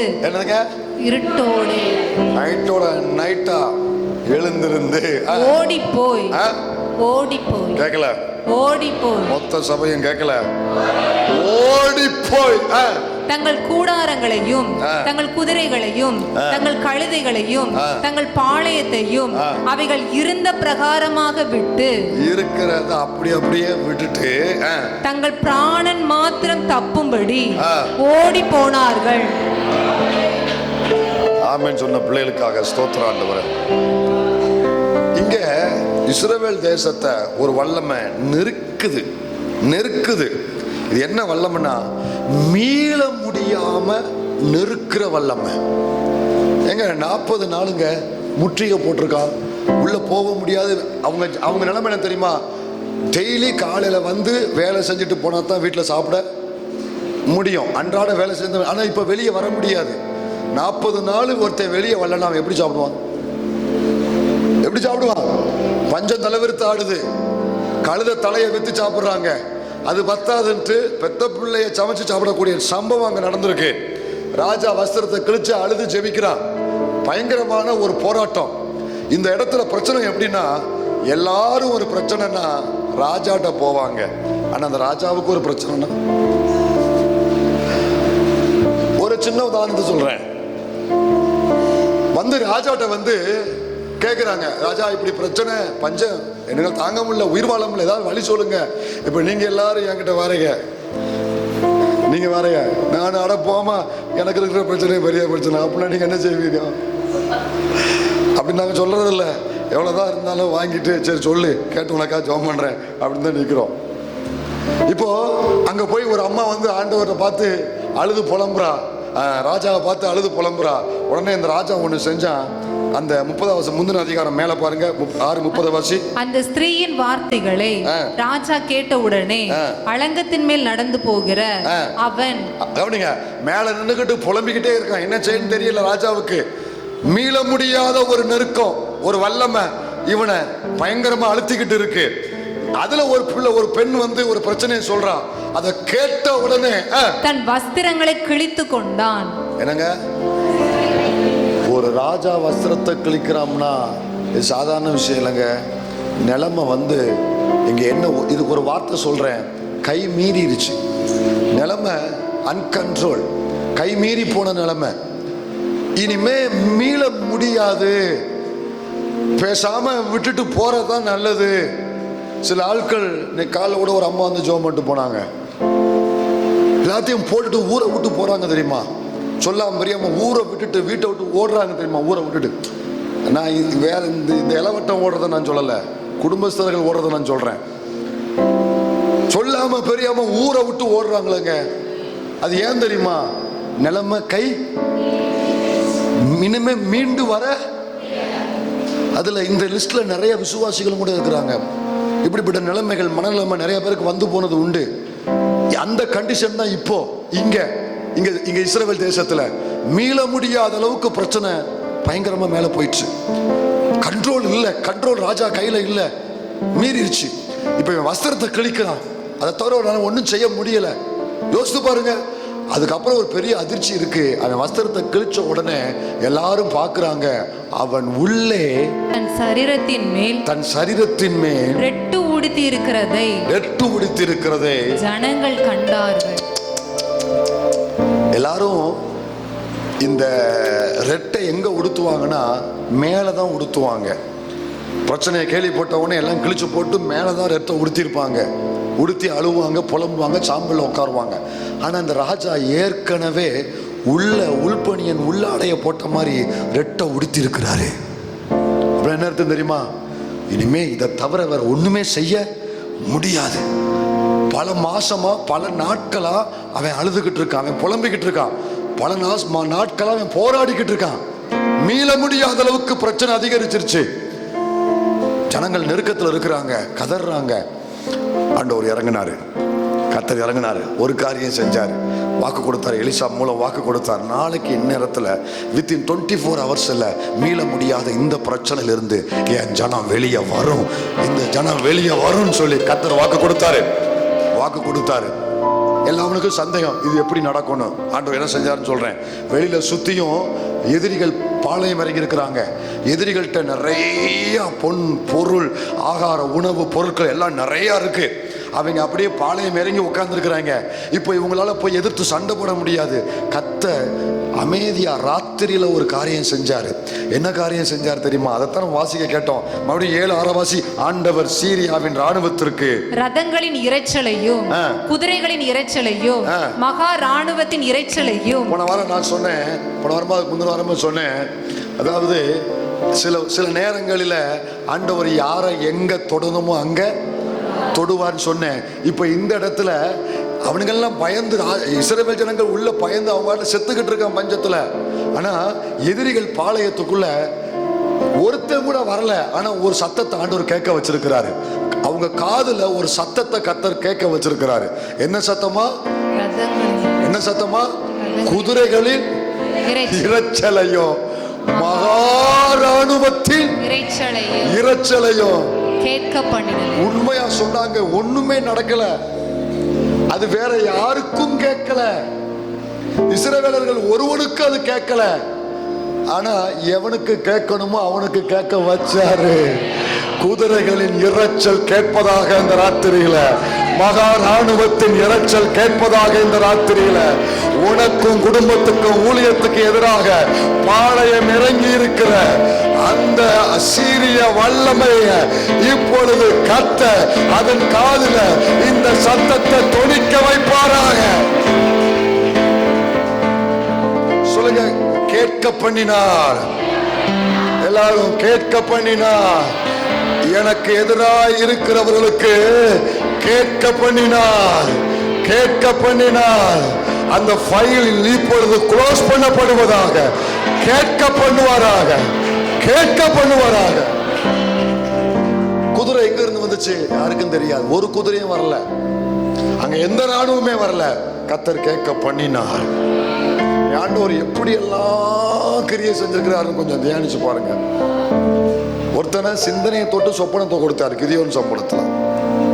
சொப்பனத்தை கொடுத்தோன்னு இன்னொருத்தன் வாயை திறந்து அதுக்கு ஒரு அர்த்தத்தை கொடுக்க வச்சாரு. ஆனா இங்க அந்த வகையை கத்தர் கையாளல, இங்க காதுல கத்தர் செயல்பட்டார். ஒரு சத்தத்தை அவர் என்ன போட்டு விட்டாருன்னு தெரியல, மேல இருந்து ஆன் பண்ணி விட்டுருப்பாரு நினைக்கிறேன் டேப்பர் கார்டை. பட்டனை புசுக்குன்னு ஒரு அமுக்கு அமுக்குனாரு. அங்க பெரிய ஒரு ராணுவ படை கடற்கரை கடற்கரை கடற்கரை கடற்கரை கடற்கரை கடற்கரை கடற்கரை ஒரு பெரிய இரைச்சல் வருது. ஒரு கூட்டம் வர்ற மாதிரி அந்த சத்தத்தை இவங்க கேட்ட உடனே, எங்க ராணுவம் அவ்வளவு சீக்கிரமா ஏமாறாது. நல்லா கவனிங்க. இந்த இடத்துல வந்து ஆண்டவர் எங்கெல்லாம் செயல்பட்டு இருக்கான்னு சொல்றேன், கொஞ்சம் நுண்ணிப்பா கவனிங்க. எங்கெல்லாம் செயல்பட ஒரு ராணுவம், இதுக்கு பேர் இது என்னது? ராணுவம். இது என்னது? ஒரு ராணுவம் அவ்வளவு சீக்கிரமா எதையுமே நம்ப மாட்டாங்க. ஒரு செய்தி வந்தா 1க்கு 2 தடவை போய் அதை கன்ஃபர்மேஷன் பண்ணுவாங்க, அதை கன்ஃபார்ம் பண்ணுவாங்க. இது உண்மையா, இது சரியா, இது இல்லையா, இது ராங்கா அல்லது ரைட்டா, இது உண்மைதானா, இப்படி 1க்கு 2 முறை ராணுவம் வந்து அந்த அளவுக்கு அவங்க பயிற்சி பெற்றிருப்பாங்க. காரியனால உடனே முடிவெடுக்க மாட்டாங்க. அவங்களுக்கு ஒரு பொசிஷன் உண்டு. இவங்க போய் கன்ஃபார்ம் பண்ணுவாங்க. அவங்களுக்கு 100க்கு அதிபதித்தை சொல்லுவாங்க, அவன் 1000க்கு அதிபதித்தை சொல்லணும், அவன் கேப்டனுக்கு சொல்லணும், அங்கிருந்து ஆர்டர் வரும், அதுக்கப்புறம் தான் செயல்படணும். இவ்வளவு ப்ராசஸ் இருக்கு. ஆனா இத்தனை சைக்காலஜிகளையும் தேவன் உடைத்து, இத்தனை அவருடைய தொழில்நுட்பத்தை தேவன் உடைத்து, அவருடைய இத்தனை ரகசிய காரியத்தை தேவன் உடைத்து, அனைவரும் நம்பக்கூடிய அளவில் கேட்க பண்ணினார். கீழே இருக்கிறவன் மேல இருக்கிற வரைக்கும் அனைவருக்கும் கேட்க பண்ணினான். ரியாலாவின் கண்ணுல பார்க்க அவங்க என்ன நடந்திருக்குன்னா, ஓடி போனார்கள் தான் இங்க இருக்கு இல்லையா. அவன் எப்படி ஓடினாருங்கிற கொஞ்சம் அதுல கொஞ்சம் அடுத்து 15 வாசி. அவர்கள் யோர்தான் மட்டும் அவர்களை பின்தொடர்ந்து போனார்கள். சீரியர் தீவிரித்து ஓடுகையில் இயேசுவின் நாமத்துல நீ மீள முடியாதபடி உன்னை நெருக்கி கொண்டிருக்கிற இந்த சீரிய வல்லமை நீ திணறி பார்க்க சில பிள்ளைகளால மீளவே முடியாம உட்கார்ந்து இருக்கிறீங்க. என் கர்த்தர் இந்த ராத்திரி நேரத்துல கேட்க பண்ணுவாராக தம் ஜனத்திற்காக. அந்த சீரிய வல்லமை ஓடுகிறது மட்டுமல்ல, தீவிரித்து ஓட வைப்பாராங்க. அவன் ஓடும் பொழுது வேடிக்கையை பாருங்க, கொஞ்சம் வேடிக்கையை காமி, கொஞ்சம் பாருங்க, வேடிக்கையை பாருங்க. தீவிரித்து ஓடுகையில அவர்கள் எரிந்து போட்ட வஸ்திரங்களாலும், என்னது எரிந்து போட்டிருக்கிற ராணுவ உடைய கழட்டி போட்டு ஓடுறாங்க. ஏன் தெரியுமா? அது ரொம்ப வெயிட்டா இருக்கும். அதுல பல விதத்துல அவனுடைய ஆயுதங்கள்லாம் வச்சிருப்பான். அதை வச்சுட்டு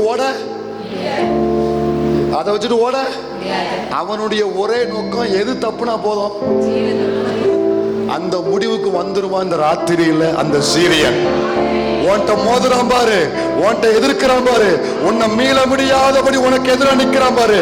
இந்த ராத்திரியில ஒரு முடிவுக்கு வந்துருவான். உயிர் தப்புனா போதும், பேசாம இடத்த காலி பண்ணுவான்.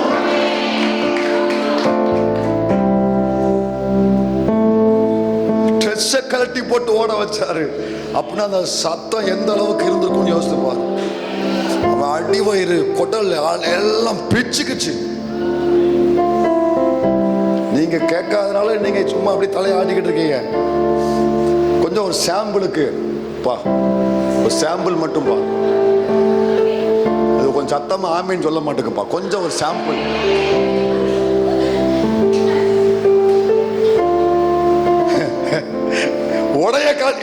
உடைய கால் படத்தை வேகமா என்ன செய்ய முடியும், ஓட முடியும்.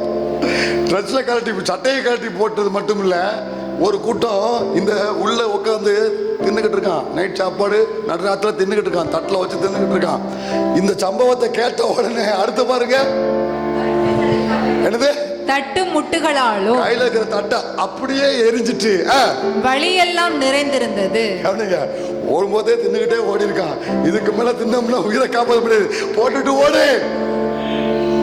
ட்ரெஸ்ஸை கழட்டி போட்டு சட்டையை கழட்டி போட்டு அப்புறம் கையில இருக்கிற தட்டை எரிஞ்சிட்டு வழியெல்லாம் நிறைஞ்சிருக்கு. அனுப்பப்பட்டவர்கள் திரும்பி வந்து ராஜாவுக்கு அதை அறிவித்தார்கள். ஒரு செய்தி இந்த ராத்திரியில வரட்டும் தேவ சபையே, அல்லேலூயா. மீள முடியாத பிரச்சனை உன்னை விட்டு வெளியேறியது, உன் எல்லையை விட்டு துரத்தப்பட்டது. அல்லேலூயா. நீ இனிமே விடுதலையாக்கப்பட்டாய். துரத்தப்படுவதாக இந்த வல்லமை துரத்தப்படுவதாக இயேசுவின் நாமத்தில் ஆண்டவர் செய்வார். இந்த இந்த ராஜாவின் நாட்களை செய்தவர். யோசபாத்து நாட்களையும் செஞ்சார்ல. 3 ராஜாக்கள் எதிராக வந்தாங்க. எடுக்க வேண்டாம், உள்ள போன டைம் ஆயிரும். 3 ராஜாக்கள் இதே மாதிரி வந்தாங்க. அவர்களையும் தேவன் இதே மாதிரி துரத்தினார், இதே மாதிரி வெட்டுண்டு விழ வைத்தார். 3 ராஜாக்கள். அதுல ஆண்டு அங்க எப்படி கையாண்டார் நான் சொல்றேன். நீ வீட்டில் போய் எழுதிக்கோங்க. 2 நாளாகமம் 20. இதுக்கு மேல அங்க உள்ள போக வேண்டாம். என்ன பண்ணுங்க, 2 நாளாகமம் 20. அங்க எப்படி செஞ்சார்னா, இதே மீள முடியாத பிரச்சனை அங்க வருது. 3 கூட்டம் ஒன்று சேர்ந்து வருது.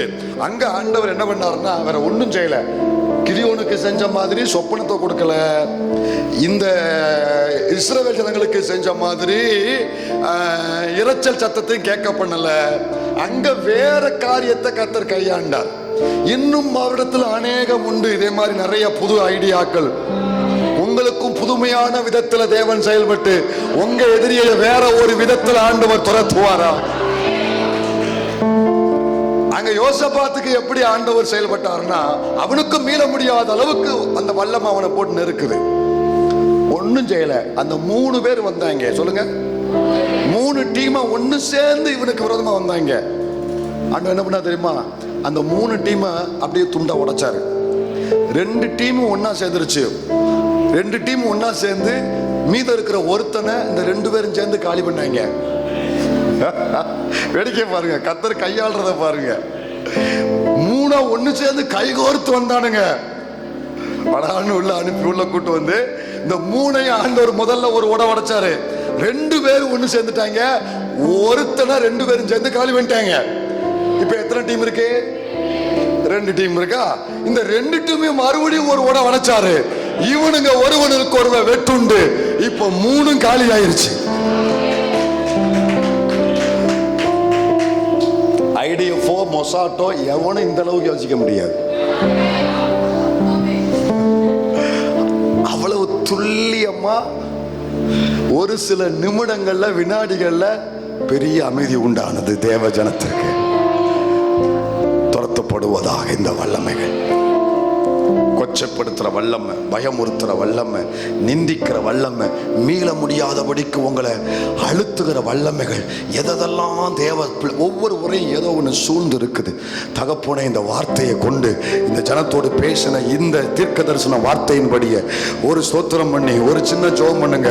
ஆண்டவரே, என் குடும்பத்தை சிலருக்கு பயமுறுத்துற வல்லமை, சிலருக்கு நிந்திக்கிற வல்லமை, சிலருக்கு மீள முடியாத அளவுக்கு வல்லமை, இயேசுவின் நாமத்தில் இந்த வார்த்தையை நாங்க இருதயத்துல வச்சு நாவினால அறிக்கையிட்டு அபிஷேகம் பெற்ற நாங்க, உடன்படிக்கைக்குட்பட்ட நாங்க, தேவ ஜனமாகிய நாங்கள் ஜெபிக்கிறோம்பா. இந்த ராத்திரியில இந்த அசீரிய வல்லமை துரத்தப்படுவதாக, சீரிய வல்லமை துரத்தப்படுவதாக, இந்த பெலிஸ்திய வல்லமை துரத்தப்படுவதாக, நிந்திக்கிற வல்லமை இயேசுவின் நாமத்தில் துரத்தப்படுவதாக. மீள முடியாத அளவுக்கு இவங்களை குன்றி குறுகி போக பண்ணுகிற வல்லமை இயேசுவின் நாமத்துல இந்த சபையை விட்டு, இந்த ஜனத்தை விட்டு, இந்த பிள்ளைகளை விட்டு துரத்தப்படுவதாக.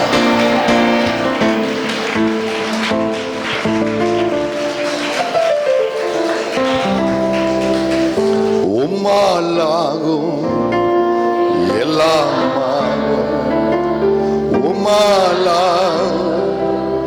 எல்லாம் ஆகாதது எதுவும் இல்லை. உம்மா ஆகாதது எதுவும் இல்லை. ஆகாதது எதுவும் இல்லை. உம்மா ஆகாதது எதுவும். அகிலம் அனைத்தையும் உண்டாக்கி ஆளுகி, அகிலம் அனைத்தையும் உண்டாக்கி ஆகாதது எதுவும் இல்லை. உம்மால் ஆகாதது எதுவும் இல்லை. ஆகாதது எதுவும் இல்லை. உம்மால் ஆகாது. ஆண்டவர் இத என் குடும்பத்தில் செய்துட்டார் விசுவாசிக்கிறவங்க, இத்தனை இத்தனை வாரமும் கேட்ட இந்த பலவிதமான எதிரான வல்லமைகளை என் தேவன் எனக்காக அவைகளை துரத்தி விட்டார் என்று விசுவாசிக்கிற பிள்ளைங்க. இப்போ ஆண்டவர் சில கண்டிஷன்ஸை நம்ம முன்னால வைக்கிறாரு. இந்த இஸ்ரவேல் ஜனங்களுக்கு பல இடத்துல ஆண்டவர் வந்து உன் தேவனாகிய கர்த்தர் இந்த சத்துருக்களை உனக்கு முன்பாக துரத்தி, உனக்கு முன்பாக அப்படி நிறைய இடத்துல சொல்லிட்டே வருவாரு. உபாகமத்தில் சொல்லுவாரு, யோசுவால சொல்லுவாரு, துரத்தி, உன் தேவனாகிய கர்த்தர் துரத்தி, உன் தேவனாகிய கர்த்தர் துரத்தி, இப்படியே சொல்லிட்டு வந்தவர் ஒரு குறிப்பிட்ட இடத்துக்கு வரும் பொழுது கொஞ்சம் ஆண்டவர் லாங்குவேஜை மாத்துறாரு, கொஞ்சம் மாத்துறாரு. என்ன மாத்துறாரு? அதே உபாகமோ 9வது அதிகாரத்தோ வாங்க, 9க்கு வாங்க. உபாகம் 9ல 4 வாசி. உபாகம் 9:4 வாசி. தேவனாகிய கர்த்தர் அவர்களை உனக்கு முன்பாக துரத்துகையில் நீ உன் இருதயத்திலே என் நீதி நிமித்தம் இந்த தேசத்தை சுதந்திரத்துக் கொள்ளும்படி. சரி, இதுக்கு முன்னாலேயும் இதுக்கு அப்புறமோ ஆண்டவர் சொல்ற வார்த்தை என்னன்னா, உன் தேவனாகிய கர்த்தர் உனக்காக இந்த விரோதமான வல்லமைகளை எல்லாம் துரத்துவாரு, துரத்திட்டாரு. இப்ப நீ சில விஷயத்துல நான் சில கண்டிஷன்ஸை வைக்கிறேன், நீ அதை இப்போ நீ செயல்படுத்தணும், இந்த ராத்திரியில நீ செயல்படணும் அப்படி சொல்லிட்டு. ஏமா இப்போ வந்து 3ஆம் வசனத்தை வாசி, 9ல 3 வாசி. உன் தேவனாகிய கர்த்தர் உனக்கு முன்பாக கடந்து போகிறவர் என்பதை இன்று அறிய கடவாய். அவர் பட்சிக்கிற அக்கினியை போல அவர்களை அழிப்பார். இந்த ராத்திரியிலே அது நடப்பதாக. அவர்களை உனக்கு முன்பாக விழப்பண்ணுவார். அதுவும் இந்த நேரத்திலே நடப்பதாக. இவ்விதமாய் கர்த்தர் உனக்கு சொன்னபடியே, கர்த்தர் உனக்கு சொன்னபடியே செய்துட்டாரு, துரத்திட்டாரு, எல்லாம் வெளியேற்றிட்டாரு. அதோட கவனிங்க, துரத்திட்டு கடிக்க வர்ற நாயை அப்பா துரத்திட்டு பிள்ளை கையில் ஒரு கம்பை கொடுத்துட்டு அடுத்து வந்ததுன்னா ஓங்கு பிள்ளை. போன வாரம் இந்த பூனையை வச்சு ஆண்டவர்னு சொன்னார்ல, இப்போ நீ என்ன செய்யணும்? வாசி பார்க்கலாம். தொடர்ந்து இவ்விதமாய் கர்த்தர் உனக்கு சொன்னபடியே. அடுத்த வார்த்தை எல்லாரும் சேர்ந்து வாசிங்க. நீ அவர்களை சீக்கிரமாய் துரத்தி அவர்களை அழிப்பார். சொல்லுங்க, நீ அவர்களை சீக்கிரமாய் துரத்தி, நீ அவைகளை சீக்கிரமாய் துரத்தி. இப்போ உங்ககிட்ட ஒரு அசைன்மெண்ட்டை கொடுக்காரு ஆண்டவர். என்ன அசைன்மெண்ட்? உன்னால முடியாததெல்லாம் நான் துரத்திட்டேன். இந்த சீரிய வல்லமை, பெலிஸ்திய வல்லமை, அமலேக்கிய வல்லமை, அசீரிய வல்லமை, இது இந்த ஏனாக்கின் புத்திரர், கானானி ஆவி, ஸோ இதெல்லாம் நான் என்ன செஞ்சுட்டேன்? துரத்தி எபூசி ஆவி, இதெல்லாம் நான் செஞ்சுட்டேன், வாக்கு கொடுத்துட்டேன். துரத்திட்டா, சிலருக்கு துரத்திக்கிட்டு இருக்கா, சிலருக்கு துரத்த போறாரு. துரத்திட்டாரு, அழிப்பார். பட்சிக்கிற அக்கினியை போல குறிப்பிட்ட எல்லைக்கு, குறிப்பிட்ட நாளுக்கு அப்புறம் உங்க காரியத்து மேல சத்துரு கை வைக்கவே முடியாது. பட் நான் உன்கிட்ட சில அசைன்மெண்ட் கொடுக்குறேன், நீ அதை செய்யணும், நீ கவனமா இருக்கணும். ஆப்ரேஷன் பண்ணியாச்சு, தையெல்லாம் போட்டாச்சு, டாக்டர் வேலை, கையில் கொடுக்குற மாத்திரை சாப்பிட்ற வேலை யார் வேலை? டெய்லி மருந்து போடுற வேலை யார் வேலை? இப்போ உன் கையில் நான் உனக்கு கொடுக்குறேன், அது தெளிவாக கியூராக பரிபூர்ணமாக நீ விடுதலை ஆகணும்னா உன்கிட்ட சில வேலையை கொடுக்குறேன் அப்படின்ட்டு ஆண்டவர் சொல்றாரு. நீ அவர்களை சீக்கிரமாய் துரத்தி.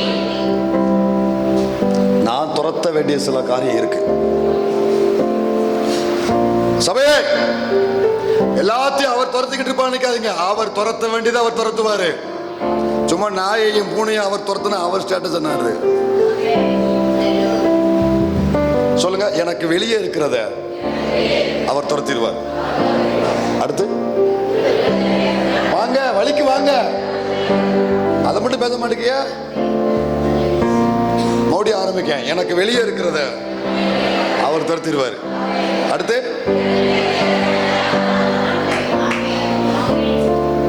நீ துரத்தி. சகோதரா, சகோதரி, தாய் தகப்பனே, தம்பி தங்கச்சி, நீயும் நானும் துரத்த வேண்டிய சில காரியம் நம்ம வாழ்க்கையில இருக்கு. பேச ஆரம்பிச்சு விடுறேன். அடுத்த வாரம் இதை தொடருவோம். நம்ம துரத்த வேண்டிய சில வல்லமை இருக்குப்பா. இத நான் தான் துரத்தணும், நம்ம தான் துரத்தணும். இது ஆண்டவர் வந்து துரத்த மாட்டாரு, உன் பாஸ்டர் வந்து துரத்த மாட்டாரு. ஹலோ, இது அவரவர் துரத்தணும்.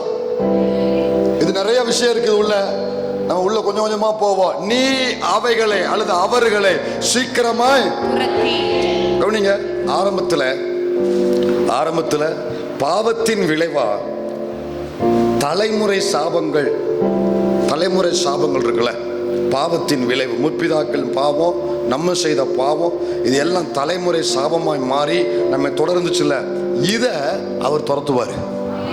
நமக்கு விரோதமாய் பலன் கொண்டு வருகிறத அவர் துரத்துவாரு, திட்டமிட்டு வருகிறத துரத்துவாரு, அநியாயமா வருகிறத துரத்துவாரு, இதெல்லாம் அவர் துரத்துவாரு. அதே சமயத்துல கவனிங்க, இத உன்னை விடுதலை ஆக்கின பின்பு உன் வாழ்க்கையில வருகிற சில பலவீனங்கள், சில வீழ்ச்சிகள், சில தாக்குதல்கள், இந்த 3 வார்த்தையும் நீங்க மனதில் வச்சுக்கோங்க. சில பலவீனங்கள், சில வீழ்ச்சிகள், சில தாக்குதல்கள். இது எல்லாருக்குமே வரக்கூடிய, சின்ன வயசோ வாலிப வயசோ முதிர் வயசோ எல்லாருக்குமே இது உண்டு. பலவீனங்கள் உண்டு, வீழ்ச்சிகள் உண்டு, தாக்குதல்கள் உண்டு. இது உங்க வாழ்க்கையில இருக்குமானால் நல்லா கவனிச்சுக்கோங்க. இதை நீங்க கண்டுக்கிடாம விட்டுட்டீங்கன்னா, பலவீனம் சொல்றது உங்க மூட்டு வலியையோ இடுப்பு வலியையோ கழுத்து வலியோ நான் சொல்லல, அது வேற. நான் சொல்றது உள்ள இருக்கிற பலவீனங்கள். எல்லாருக்கும் சில பலவீனங்கள் இருக்கு. அந்த பலவீனம் மூலம் தெரிஞ்சிருக்கீங்களா? உங்களை அந்த பலவீனம் மூலம் தெரியணும். தெரிஞ்சா, அதாவது என் பலவீனம் எனக்கு தெரிஞ்சிருக்குன்னா நீங்க நல்ல சென்ஸ்ல இருக்கீங்கன்னு அர்த்தம். உங்க பலவீனம் உங்களுக்கு தெரிஞ்சா, இதுல பலவீனமானவன் அதுல உங்களுக்கு தெரியுமா? சிலருக்கு இது பலவீனம், சிலருக்கு இது பலவீனம், சிலருக்கு இது பலவீனம், சிலருக்கு இது பலவீனம், சிலருக்கு இது பலவீனம். உங்களுக்கு எது பலவீனம் உங்களுக்கு தெரிஞ்சிருக்கணும், சரியா? இந்த பலவீனங்களை நீங்க விட்டுட்டீங்கன்னா, நல்லா கவனிக்கணும், இந்த பலவீனங்கள் வளர்ந்து இந்த தாக்குதல்கள் வீழ்ச்சிகள் உங்க வாழ்க்கையில் தொடருமானால், ஏற்கனவே துரத்தப்பட்டது இருக்குல்ல, முன்னிலும் தன்னிலும் பலவீனங்களை கூப்பிட்டு உள்ள வரும். எங்க ஆபரேஷன் பண்றவர் மட்டும் டாக்டர் இல்ல, திரும்ப இது வராம இருக்குன்னு என்ன சொல்ல வேண்டிய சொல்றவர் தான் டாக்டர். புரியுதா? திரும்ப என்னன்னாலும் சாப்பிடு, திருப்பி வா, நான் வாடகை கட்டணும், அதான் டாக்டரே. திரும்ப வராம இருக்கிறதுக்கு இதை செய்யணும். இந்த நல்ல கதவை பூட்டிக்கோ, தாழ்பாலை போட்டுக்கோ, பூட்டை போட்டுக்கோ, செக் பண்ணிக்கோ, திரும்ப நாய் உள்ள வர விட்டுறாத. கவனிங்க, ரொம்ப தொடர்பு உண்டு. வெளியே போன ஆவி திரும்ப வராம இருக்கணும்னா, உனக்கு உள்ள இருக்கிற பலவீனங்களை, உங்களுக்கு உள்ள இருக்கிற வீழ்ச்சிகளை நீங்க துரத்தியே ஆகணும். இத கண்மூடித்தனமா நான் உங்களுக்கு பிரசங்கம் பண்ணி உங்களை உற்சாகப்படுத்தி 1 மணி நேரம் நீங்க ஆவியில நிரம்பினதுல திருப்தி ஆயிட்டு சரி ஏஞ்சு போங்கன்னு விட்டுட்டேன்னா, நான் உங்களை வஞ்சிக்கிற ஊழியனா மாறிடுவேன். நீங்க வாழ்நாள் முழுவதும் வீழ்ச்சியிலேயே இருப்பீங்க, முன்னேற்றம் இருக்காது, எழும்ப முடியாது. எவ்வளவு செய்தி கேட்டாலும், வசனம் எவ்வளவு கேட்டாலும், 10 வருஷத்துக்கு முன்னால என்ன நிலைமையோ அதுதான் இப்பவும், இன்னும் 10 வருஷம் கழிச்சும் இதே கண்டிஷன். என்ன பிரயோஜனம்? ஆவியில நிரம்பி என்ன பிரயோஜனம்? ஜெபிச்சு என்ன பிரயோஜனம்? செய்தி கேட்டு என்ன பிரயோஜனம்? நான் உயிர் போக கத்தி என்ன பிரயோஜனம்? நீங்க வந்து என்ன பிரயோஜனம்? துரத்தப்பட்டது திரும்ப வராம இருக்கணும், விடுதலையாக்கப்பட்டது விடுதலையாகவே இருக்கணும். ஒரு விடுதலை வந்துச்சுன்னா அது நிரந்தர விடுதலையா இருக்கணும். ஒரு வெற்றி வந்தா அது நிரந்தரமா இருக்கணும். ஆவியானவரை சார்ந்து நீங்க அதுல நிற்கும் பொழுது, நீங்க ஜெபிக்கும் பொழுது, துரத்த முடியாத உள்ள இருக்கிற அந்த வேண்டாத சுபாவங்கள், அந்த வீழ்ச்சிகள், மறைமுக வீழ்ச்சி, அந்தரங்க பாவம், ரகசிய பாவம், இதை விட்டுறாதீங்க. இதை கண்டுகொள்ளாம விட்டீங்கன்னா ரொம்ப டேஞ்சருங்க. துரத்த வேண்டியது உள்ள இருக்கிற நீங்க துரத்தாம விட்டீங்கன்னா, ஆண்டவர் சும்மாவா சொன்னாரு, நீ சீக்கிரமா அவைகளை துரத்து. சும்மாவா சொன்னாரு? விஷயம் இருக்கா இல்லையா? கொஞ்சம் ஆராய்ச்சி பண்ணுங்க. நான் எதைப்பா துரத்தணும், உள்ள நான் இன்னும் எது இருக்கு, வேண்டாதது எது இருக்கு, கொஞ்சம் ஆராய்ச்சி பண்ணி இந்த வாரம் முழுதும் கொஞ்சம் யோசித்து பார்த்துட்டு நீங்க கொஞ்சம் வாங்க. அடுத்த வாரம் நம்ம இன்னும் ஜெபத்தோடு நம்ம தியானிப்போம். பரிசுத்தாவின் வல்லமை நமக்கு இன்னும் அதிகமாக கொடுக்கப்படும். இப்போ இதுவரைக்கும் ஆண்டவர் துரத்துனதை போலவே இதையும் இனி வரும் நாட்களில் நம்ம ஜெபிச்சு இயேசுவின் நாமத்துல துரத்துவோம். அதுக்கப்புறம் இந்த சபை சந்திக்க போறது தேவனுடைய அளவிட முடியாத மகிமையான அல்லேலூயா விடுதலையை நீங்க சந்திப்பீங்க. முழங்கால் போடுவோமா? வாய் திறந்து எல்லாரும் ஆண்டவருக்கு துதி ஸ்தோத்திரம் நன்றிகளை செலுத்துவோம். அல்லேலூயா. மீள முடியாத வல்லமைகள் துரத்தப்பட்டதற்காக நன்றி அப்பா, நன்றி அப்பா. என்னை அழுத்துகிற நிறைய பாரங்கள் இயேசுவின் நாமத்தில் துரத்தப்பட்டதற்காக ஸ்தோத்திரம்ப்பா. போதாது எம்மாத்திரம் என்ற என் வாழ்க்கையில் இருக்கிற காரியத்தை இன்னைக்கு நீங்க அதை கையில எடுத்து திருப்தி ஆக்குவே, மீதம் எடுக்க வைப்பேன். இருக்கிறது போதும். நீங்க சொல்லி ஜெபம் பண்ணுங்க. உங்க கையில கொடுக்கிறேன்ப்பா, இதை உங்க கையில கொடுக்கிறேன். நானே கணக்கு போட்டு கடைசியில ஏமாந்ததுதான் மிச்சம். இப்போ என் திறமைய, என்னுடைய அறிவை, என் புத்தி கூர்மையை எல்லாம் ஆண்டவரே கீழே வைக்கிறேன்ப்பா. இருக்கிற இந்த மீதத்தை கொஞ்சத்தை அல்லேலூயா அல்லேலூயா உங்ககிட்ட கொடுத்துருதேன், உங்க கையில கொடுத்துருதேன். அதை மிகுதியாக்குங்க. மீதிய அவர் கையில கொடுத்தா அது மிகுதியாகும். மீதிய கையில கொடுத்தா மிகுதியாகும். அதை மீதமும் எடுக்க வைப்பாரு. இருக்கிறது போதும். இந்த விசேஷத்தை சாட்சி எங்க வாழ்க்கையில, இந்த சபையில ஒவ்வொரு பிள்ளைங்க வாழ்க்கையில கர்த்தர் எழும்ப பண்ணுவீராக, எழும்ப பண்ணுவீராக. விரோதமா இருக்கிற அந்த கூட்டத்தின் காதுல இரைச்சல் சத்தத்தை கர்த்தர் கேட்க பண்ணுவீராக, தொனிக்க வைப்பீராக. ராணுவ இரைச்சல் கேட்பதாக. என்னை விடாமல் துரத்துகிற அந்த வல்லமை இந்த ராத்திரியில பின்னிட்டு பாராதபடி திரும்பி போவதாக. உடைய பலத்த ஆளுகை, உடைய பலத்த கரம், உடைய பலத்த பாதுகாப்பு இந்த சபையின் ஒவ்வொரு குடும்பங்களையும் சூழ்ந்திருப்பதற்காய் ஸ்தோத்திரம். தாழ்த்துகிறோம். தொடர்ந்து இவைகளிலிருந்து இன்னும் நாங்கள் செய்ய வேண்டியவைகளை எங்களுக்கு காண்பிச்சு கொடுப்பீராக. அதை நிறைவேற்றுவதற்கும் கிருபை பலனை தருவீராக. இந்த மக்கள் கொஞ்ச நாள் விடுதலை பெற்று அதுக்கப்புறம் மறுபடியும் அதே போராட்டத்தில் சிக்கிக்கொள்ளுகிறவர்களாக அல்ல, இனி வரும் நாட்கள்ல இந்த சத்தியம் பட்டயம் போன்று எங்க வாழ்க்கையில உள்ள வந்து கிரியை செய்து ஒரு நிரந்தர விடுதலை, ஒரு நிரந்தர பூரண விடுதலை ஜனங்களுக்கு உண்டாவதாக. மகிமைப்படுங்க. எங்களை தாழ்த்தி கொடுக்கிறோம். இயேசுவின் நாமத்தில் ஜெபிக்கிறோம் எங்க நல்ல பிதாவே. ஆமென், ஆமென்.